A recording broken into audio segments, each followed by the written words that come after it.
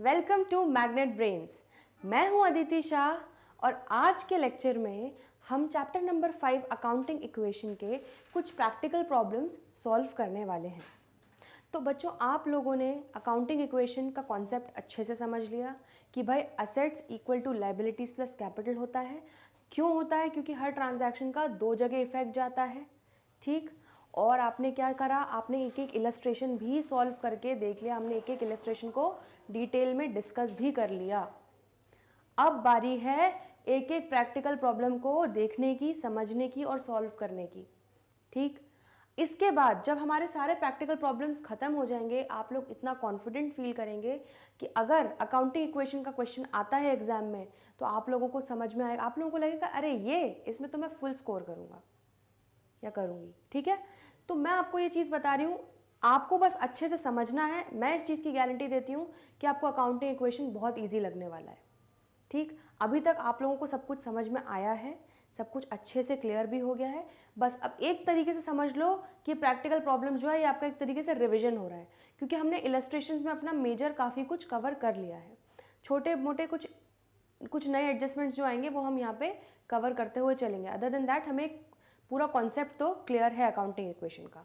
चलो, अब बिना टाइम वेस्ट किए हुए बिल्कुल आराम से एक एक क्वेश्चन को हम करते जाते हैं सॉल्व।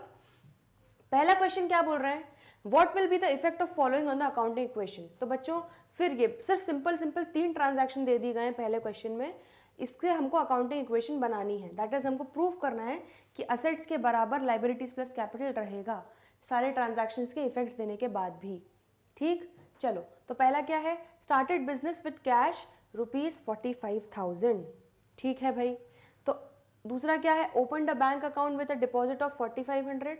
मतलब पहला तो यह है कि कैश लेके आए, कैपिटल लेके आए 45,000 का। फिर हमने क्या किया, एक बैंक अकाउंट खुलवाया बाद में, उसमें हमने 4500 डिपॉजिट करवा दिया ये 45,000 में से। ठीक, अब फिर क्या किया हमने? गुड्स खरीदे सन एंड कंपनी से 11,200 के। बहुत सिंपल है, सिर्फ ये इतने सिंपल ट्रांजैक्शन हैं, तो ये तो आपके बाएं हाथ का खेल हो गया है। चलो अब देख लें जरा एक एक। स्टार्टेड बिजनेस विद कैश, बच्चों पहला ट्रांजैक्शन है, ये सॉल्व है। बस आप देखते जाओ क्योंकि हमने इलस्ट्रेशन पूरा एक एक साथ में सॉल्व किया है। अब जो प्रैक्टिकल प्रॉब्लम्स हैं ये हम पूरा बस डिस्कस करते हुए इसको सॉल्व करते हुए चलेंगे। बाकी अगर आपको कोई कन्फ्यूजन हो तो आप अपने कमेंट सेक्शन में डाउट्स लिख दीजिएगा। ठीक, चलो पहला बच्चों क्या बोला है कि कैश लेके आया कितना? 45,000। तो अब आपको पता है अगर बिजनेस में कैश लेके आए तो क्या क्या होने वाला है? कैश आने वाला है, मतलब कैश में वो ऐड होगा। और क्यों कैश लेकर आए तो दैट मीन्स मेरा कैपिटल क्रिएट हो गया है, तो मतलब मेरा कैपिटल भी बढ़ जाएगा, कैपिटल में वो ऐड हो जाएगा। ठीक, तो आपको पता है अब कैश में 45,000 ऐड हो जाएगा और कैपिटल में 45,000 ऐड हो जाएगा। चलो नेक्स्ट क्या है? फिर बैंक अकाउंट खोला हमने, उसमें हमने डिपॉजिट कितने करवा दिए बच्चों? 4500 रुपीज़। ठीक, तो अब अगर बैंक अकाउंट खोला है तो एक असेट साइड में एक और कॉलम बन जाएगा बैंक। ठीक है, जैसे कैश था हमारा। अब बैंक के अंडर हम लोग कितना आ जाएगा बच्चों? 4500 प्लस हो जाएगा।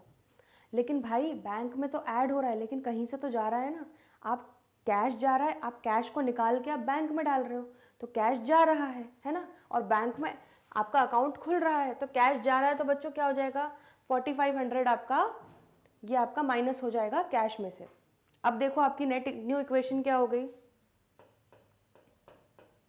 आपकी न्यू इक्वेशन क्या हो गई? देखो अब जरा, 40,500 होगी, 45,000 में से 4500 गए। बैंक आपका बच्चों कितना हो गया? 4500 हो गया।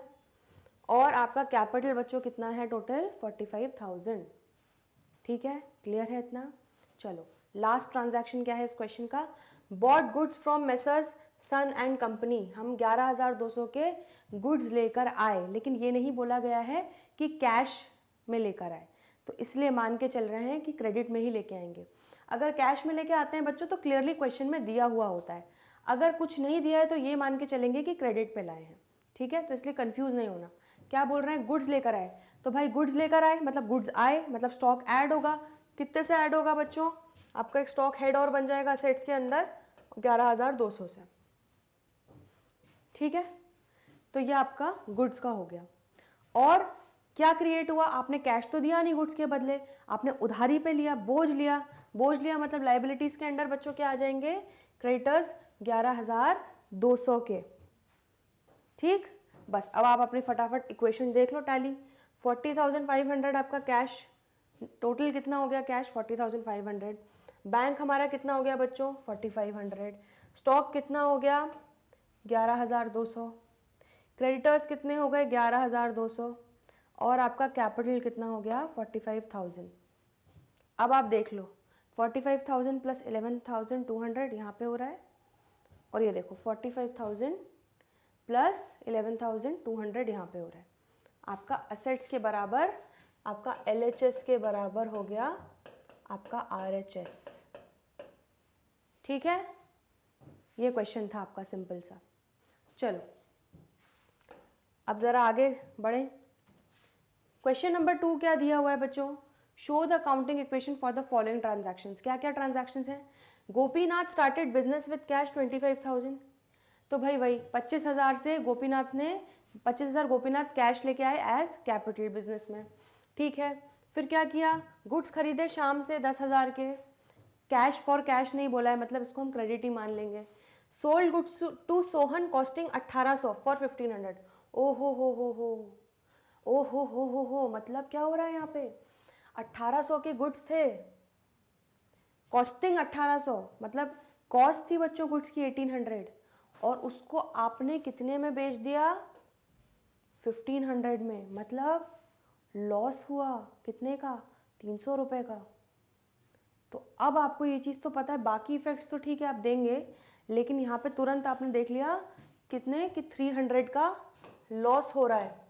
और बच्चों जब लॉस होता है तो आपको ये चीज़ बहुत अच्छे से पता है, लॉस हमारा कैपिटल से माइनस होता है, प्रॉफिट हमारा, अगर हमने प्रॉफिट कमाया बिजनेस ने तो वो कैपिटल में ऐड कर देते हैं।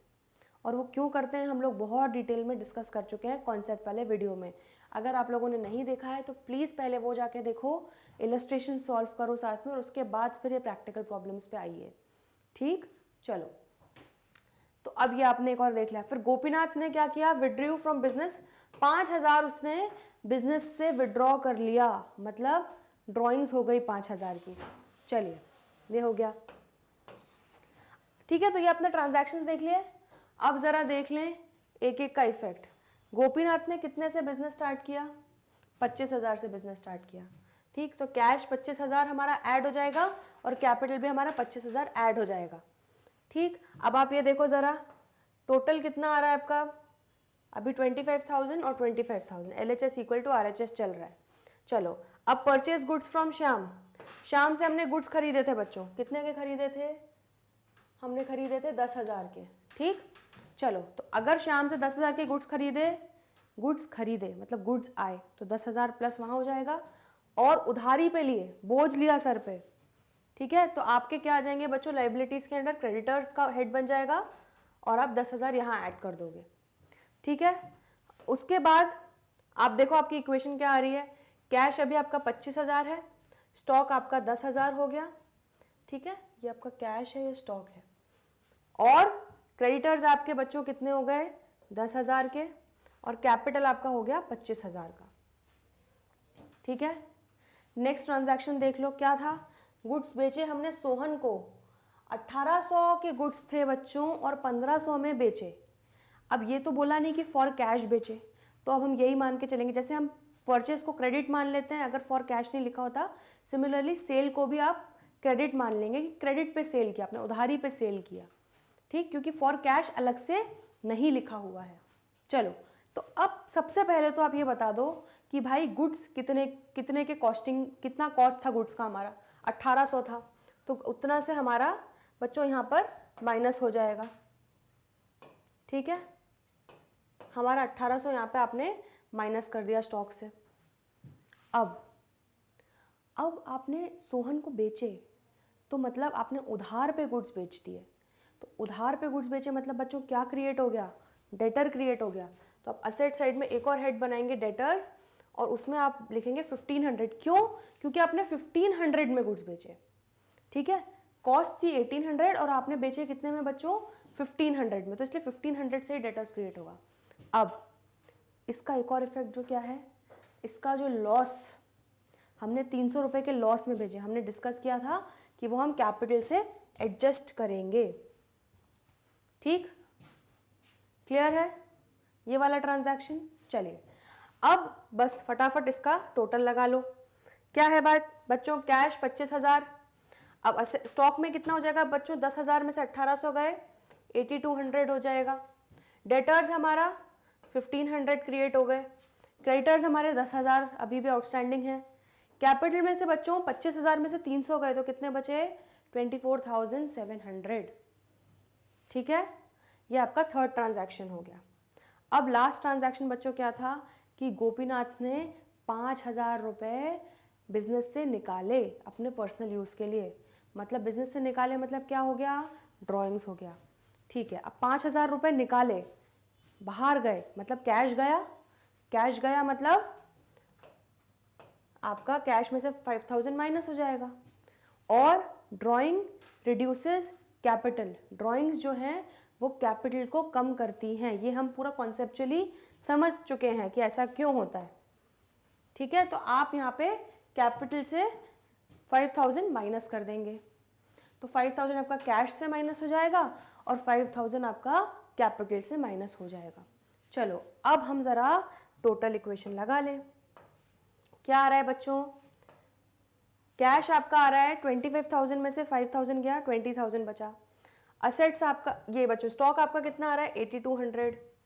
फिर असेट साइड पे आपका डेटर्स और कितना आ रहा है 1,500। ये आपका असेट साइड हो गया बच्चों। ठीक है, फिर हमने ज़रा लाइबिलिटी साइड देख लो, क्रेडिटर्स आपका कितना है बच्चों, अभी भी 10,000 है।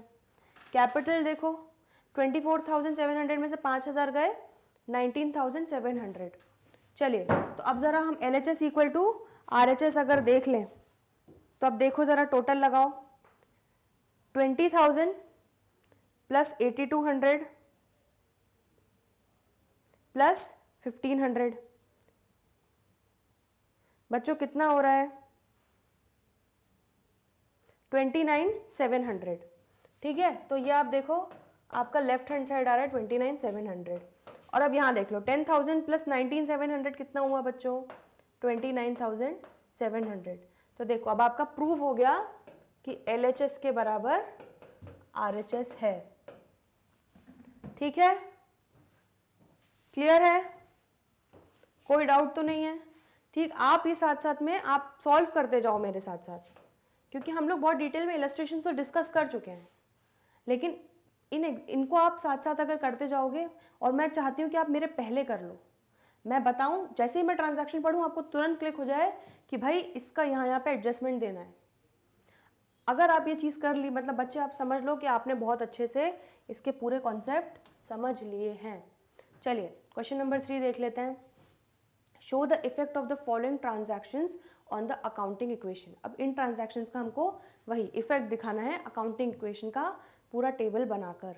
चलिए क्या क्या है, बिजनेस स्टार्ट किया, कैश 50,000, ठीक है सिंपल है। सैलरी पे करी, ठीक है खर्चा हुआ। वेजेस आउटस्टैंडिंग मतलब वेजेस आउटस्टैंडिंग मतलब आउटस्टैंडिंग एक्सपेंस हो गया ये हमारा, मतलब खर्चा हुआ है, मतलब लोगों से हमने सर्विसेज ली हैं, हमने काम करवाया है, हमें उतना पैसा देना है, उतना खर्चा ड्यू हो चुका है, लेकिन हमने पे नहीं किया है। वेजेस आउटस्टैंडिंग मतलब ये 200 हमने पे नहीं किया है। Interest due but not paid 100 रुपये, ये भी सिमिलरली ये भी हमारा आउटस्टैंडिंग एक्सपेंस हो गया कि इंटरेस्ट जो है हमें पे करना था, ड्यू हो चुका है लेकिन अभी तक पे नहीं किया है। ठीक है, अभी जेब से दिया नहीं है पैसा। चलो रेंट पेड इन एडवांस, हमने एडवांस में रेंट पे कर दिया, मतलब ये क्या हो गया बच्चों, प्रीपेड एक्सपेंस हो गया। हमने पढ़ा है प्रीपेड एक्सपेंस क्या होता है बच्चों, अगर कोई भी खर्चा आपने अभी कर दिया है, एडवांस में कर दिया है, और उसका बेनिफिट हमको अभी फ्यूचर में मिलेगा, मिलना बाकी है। जैसे हमने डिस्कस किया था कि हमारा रिचार्ज जो हम प्रीपेड करवाते हैं फ़ोन पे, तो हम 500 रुपये का रिचार्ज कराते हैं और 1 महीने तक पूरा हमको उसका वैलिडिटी मिलता है, एक महीने तक का हमको टॉक टाइम मिलता है। ठीक है, तो सिमिलरली आपको आपने 150 रुपये दे दिया है और रेंट और उसका आपको भी बेनिफिट मिलने वाला है। ठीक, तो ये आपका प्रीपेड एक्सपेंस हो जाएगा और इसका भी ट्रीटमेंट हमने देखा है कैसे होता है। चलो तो अब एक एक करके इसको हम क्वेश्चन में देखते जाते हैं। तो बच्चों क्या बोल रहा है वो, सबसे पहले उसने 50,000 रुपये वो बिजनेस में लेके आया एज कैपिटल, ठीक है, कैश लेके आया। चलो तो सिंपल बिल्कुल, ये तो आपको पता है, कैश 50,000 हो जाएगा और कैपिटल हमारा 50,000 हो जाएगा, ये दो इफेक्ट हो गए। ठीक, अब टोटल कितना आ रहा है देखो, 50,000 इक्वल टू 50,000। चलो नेक्स्ट क्या बोल रहा है, सैलरी पे की थी बच्चों, कितनी पे की थी, 2,000 रुपये। अब सैलरी पे कर दी मतलब जेब से कैश गया तो -2,000 कैश में से। और सैलरीज क्या है, खर्चा है, और खर्चा कहाँ से माइनस होता है, सब साथ में बोलेंगे, कैपिटल कैपिटल कैपिटल। तो बस 2,000 को हमने जाके कैपिटल में से माइनस कर दिया। ठीक, अब देख लो ज़रा आपकी जो न्यू इक्वेशन बनी बच्चों, ये आपकी न्यू इक्वेशन है। ये आपको जो भी बोल्ड में दिख रहा है ना, ये आपकी नई इक्वेशन बन रही है। ठीक, आपको कंफ्यूजन ना हो, आपको क्लियरली दिखे, इसलिए वो अलग से ऐसा लिखा हुआ है।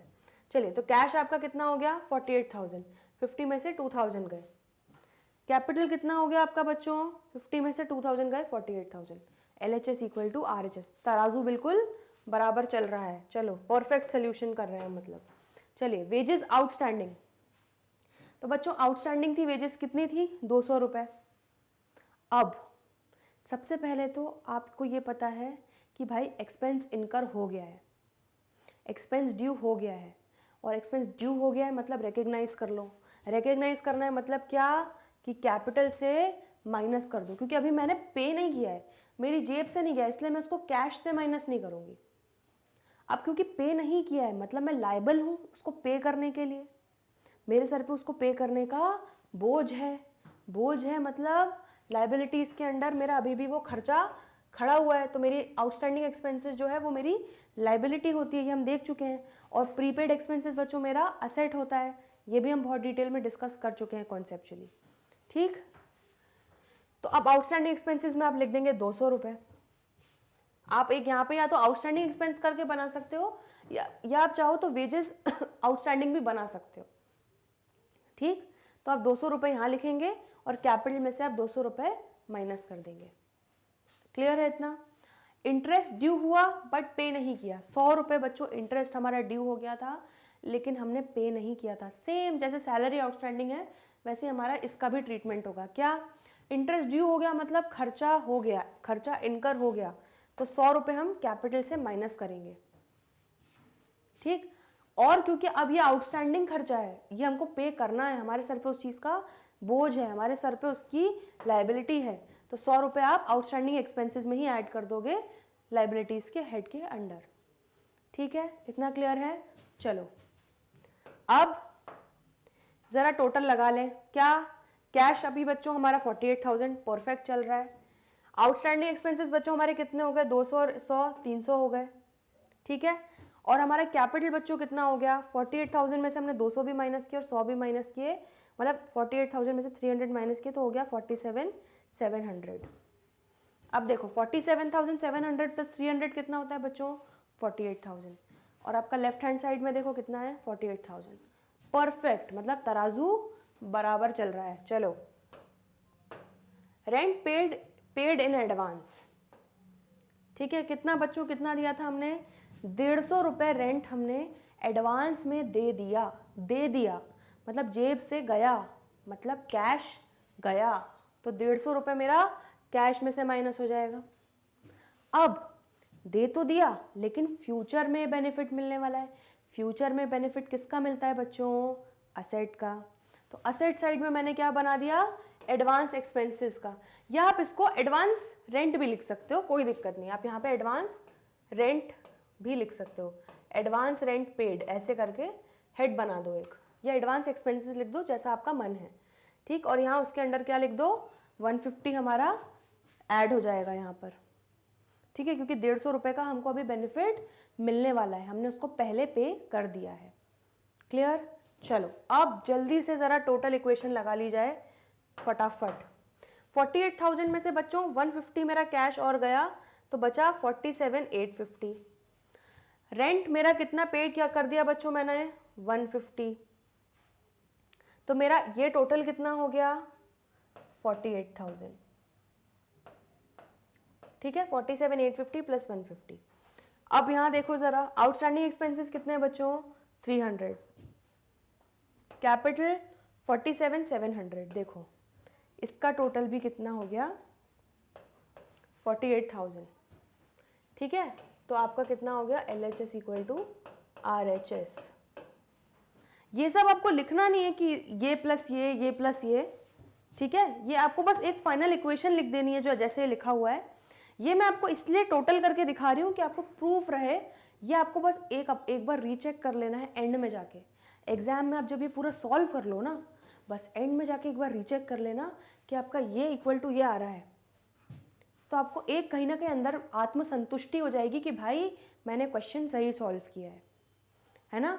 और ये इक्वल टू ये नहीं आ रहा है अगर एग्जाम में, तो समझ जाना कुछ इफेक्ट गड़बड़ दिया है।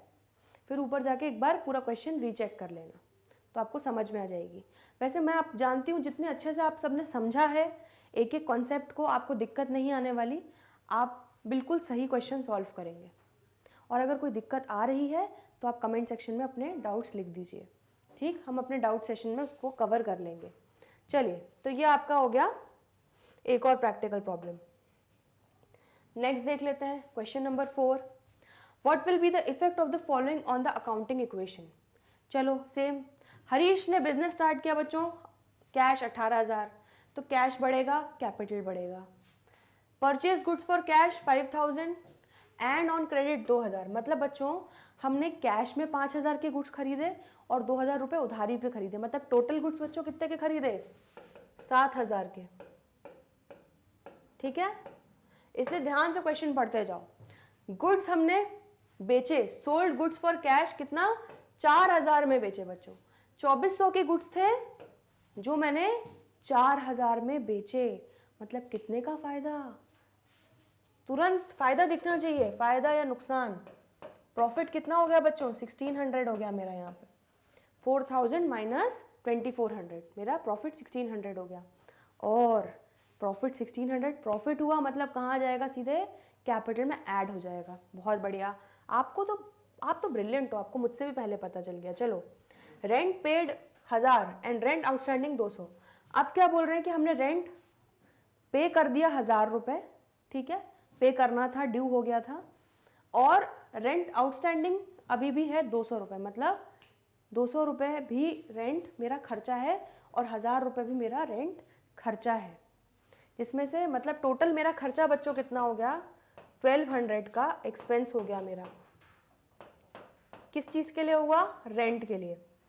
और इस 1,200 में से 1,000 मैं कैश में दे चुकी हूँ और 200 मेरा अभी भी आउटस्टैंडिंग है, मतलब ये क्या हो जाएगा, 200 मेरा लाइबिलिटी हो जाएगा।